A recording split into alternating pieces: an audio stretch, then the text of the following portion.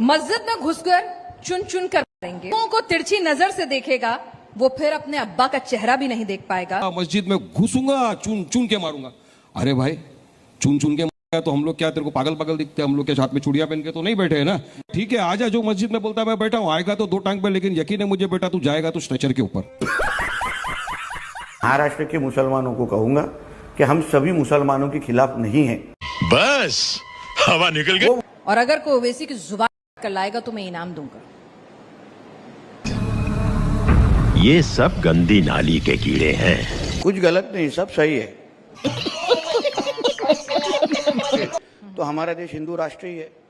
तो फिर वारिस पठान अगर कहते हैं कि आप दो टांगों पर आएंगे, मस्जिद में घुस जाइए, फिर आपको स्ट्रेचर पे भेजेंगे, तो वो भी सही कह रहे हैं। फिर देखता उसमें आप सवाल सही तरीके से पूछते हैं, मगर आज अलग सवाल नहीं, आज भी वही सवाल पूछ रही हूँ मैं, दोनों तरफ से बराबर बराबर सवाल। जली ना, तेरी भी जली ना। तो कैसे हो आप सब उम्मीद करता हूँ आप लोग मस्त होंगे, ज़बरदस्त होंगे, और आप तो समझ ही गए होंगे दोस्तों। तो चलिए वीडियो स्टार्ट करते हैं और हम बात करते हैं 1.5 फुटिये के बारे में। 1.5 फुटिये को पहचानते हैं? नहीं, नीतीश कुमार, अरे नहीं, नीतीश कुमार नहीं, नीतीश रहाणे। ठीक है, आजा, जो मस्जिद में बोलता है मैं बैठा हूँ, आएगा तो दो टांग पे, लेकिन यकीन है मुझे बेटा, तू जाएगा तो स्ट्रेचर के ऊपर। मेरा मुंह से निकल गई, मेरी जबान टूट गई यार।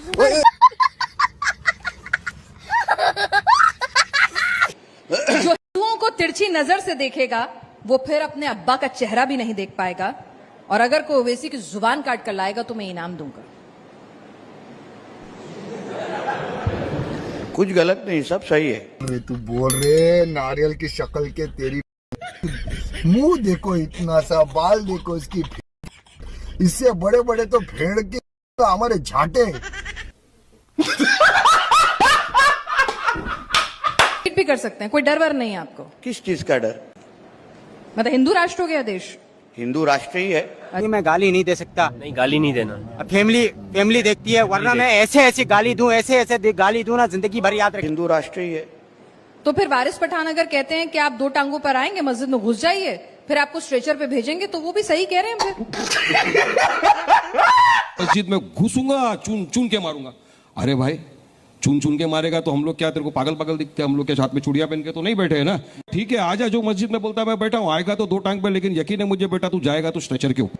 ठीक है, जब भी एक दिन मस्जिद में जाऊंगा तो देखते किसके दो टांग बाहर आते हैं उसके बाद। मतलब ये तो मर्यादित भाषा होती है नेता की, वैसी तो बिल्कुल नहीं लग रही आपकी। देखिए, ये सब गंदी नाली के कीड़े हैं। बरसात आती है तो उसके साफ पानी में अपने आप को गंगा नहाया हुआ समझते हैं। अच्छा। शायद ये भूल जाते हैं वापस इनको कीचड़ में ही रेंग रेंग कर जीना है।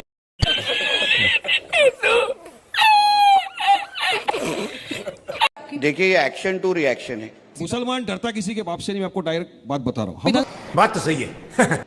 अभी थोड़ी देर पहले अबू आजमी जी भी यही कहकर गए थे, एक्शन पर रिएक्शन है। तो मतलब पुलिस, अदालत सब छोड़ दें, एक्शन रिएक्शन ही कर लेते हैं। से चलेगा, कायदे कानून से चलेगा।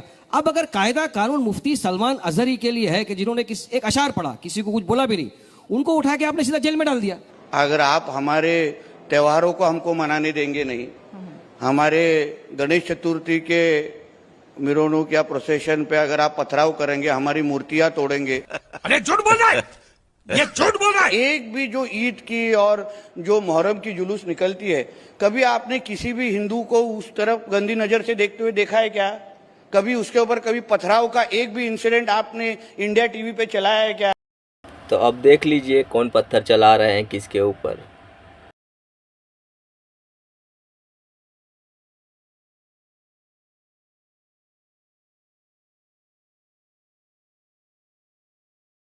करो, हाथ जोड़ के मैं मोदी साहब से गुजारिश करता हूँ। तभी आपके सारे शो हम खुद देखते हैं, उसमें आप सवाल सही तरीके से पूछते हैं, मगर आज अलग सवाल। नहीं, आज भी वही सवाल पूछ रही हूँ मैं, दोनों तरफ से बराबर बराबर सवाल पूछती हूँ। जली ना, तेरी भी जली ना। हर बार बोलते हो हिंदू खतरे में। अरे हिंदू कैसा खतरे में? प्रधानमंत्री हिंदू, रक्षा मंत्री हिंदू, होम मिनिस्टर हिंदू, तमाम लोग हिंदू, तो फिर हिंदू खतरे में कैसा हो रहा है? यही नहीं, अभी और सुनिए। माइनॉरिटी में तो मुसलमान है, लेकिन हम लोग कायदे कानून का पालन करते हैं, संविधान का पालन करते हैं, इसलिए खामोश बैठते हैं। आप संविधान के तार तार कर रहे हो रोज, आप कायदे कानून का पालन नहीं कर रहे हो रोज। अगर ये अल्फाज वारिस पठान ने बोला होता, यकीन मानिए आप, मैं आपके मंच पे नहीं होता, जेल में होता। लेकिन नीतीश राणे घूम रहा है, रामगिरी घूम रहा है, कोई अरेस्ट नहीं। इसलिए इस तरह नहीं बोल सकते कि इसके बाल को हाथ नहीं लगाने दूंगा, बाल बांका नहीं होने दूंगा। और क्या मस्जिद में घुस के मारेगा, चुन चुन के मारेगा? अगर मैं बोल दूं कि मैं आके मारूंगा तो मेरे ठीक है, जरा मेरी बात सुन लीजिए। प्रॉब्लम यही हो रहा है ना इन लोग के साथ। आप वारिस पठान साहब, आवाज कहीं दबी नहीं है आपकी। नहीं, ना तो यहाँ दबी थी, ना मुंबई के रास्तों पर जब आप बातें कर रहे थे, ना वहां दबी थी। नहीं, दबेगी नहीं, आवाज दबेगी नहीं, मैंने पहले ही कहा। डेढ़ फुटिया कहता है कि हिंदू राष्ट्र करेंगे, और कुछ लोग बोलते हैं कि बटोगे तो कटोगे। जरा देख लो ये लोग दलितों के साथ कैसा व्यवहार करते हैं, एक बार देख लो। पूजा करने जाएंगे, वो खाने के लिए चावल देगा, खाएंगे? नहीं। पैसा देगा तो दक्षिणा लेंगे? पैसा क्यों नहीं लेंगे? आप दलित के यहाँ पूजा करने जाएंगे, वो खाने के लिए चावल देगा, खाएंगे? नहीं। पैसा देगा तो दक्षिणा लेंगे? पैसा क्यों नहीं लेंगे? माँ खराब हो जाएगा, मैं माँ अम्मा बहन पे आ जाऊंगा मैं इनकी। पैसा लेंगे। मतलब दलित के यहाँ पूजा करवाने गए, पैसा देगा तो लेंगे? हाँ। लेकिन खाने के लिए देगा तो नहीं खाना। क्योंकि मैं गाली नहीं दे सकता। नहीं, गाली नहीं देना। फैमिली देख, क्योंकि वो दलित है।